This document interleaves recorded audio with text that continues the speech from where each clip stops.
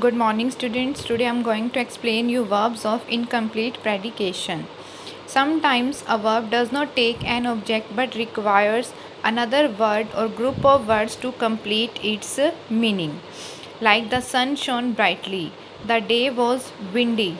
If I don't add brightly and windy word to the verbs shone and was, these sentences will remain incomplete. So we will have to add brightly and windy to make their sense complete. That's why these verbs shone and windy are verbs of incomplete predication. We take another example, like if I say Ram is intelligent. if i added if I add intelligent to the verb is, then it gives complete sense. If I write only Ram is, it doesn't give complete sense. So is here a verb of incomplete predication. Yes, the words brightly and windy are required to complete the meaning of the verbs shone and was. Such a word or group of words is called the complement of a verb. Means जिन words की verb को ज़रूरत पड़ती है sentence को complete sense देने के लिए, those verbs are called verbs of incomplete predication. Verbs which need the help of some words or a group of words to complete their meanings are called verbs of incomplete predication. Yes, next is the exercise which you have to solve yourself. Next is chief parts of a verb. You know very well, a verb has three parts: present tense, past tense, and we already know verbs are of three types: present, past, and past participle. Like give, gave, given.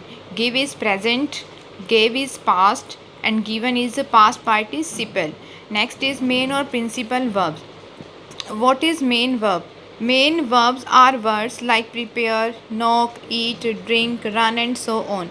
We may add d, ed, or ing at the end of such verbs to form new verbs. The base form of the verb or the principal verb may be changed according to other words in the sentence. Like according to tense, we know very well tense to tense verb changes. Like in present indefinite we use v1 v1 in past tense we use v2, in perfect tenses we use v3. So these verbs changes according tense to tense. Yes, what are main verbs? In the sentences which have only single verb are though in those sentences verb will be known as a main verb. Like he knocked at the door. Now in this sentence only one verb is there, knocked. It has not taken help of any other verb. That's why knocked will be main verb. Yes, like we take another example. He plays football daily. Now in this sentence also one verb is there, plays. That's why plays is main verb. Ram is a good boy. In this sentence also one verb is there, is. That's why it is also main verb. The sentences which have only single verb, those are called main verbs. Now auxiliary or helping verbs. Auxiliary or helping verb. Which verbs are auxiliary or helping verbs? These are verbs like be, do, can, and have. They are changed according to the tense and to show the manner of action expressed by the principal verbs. I give you example. We can learn easily with the help of examples.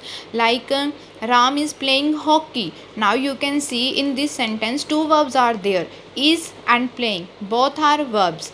If I don't it's is and helping, both are verbs. So help is verb, is helping the verb playing to complete its sense. Ram is playing hockey. So is will be helping verb and playing will be main verb. All action verbs are called main verbs. And is, am, are, was, were, has, have, had, shall, will, can, could, may, might.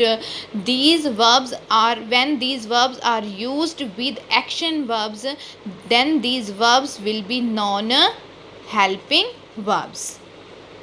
So students, today your homework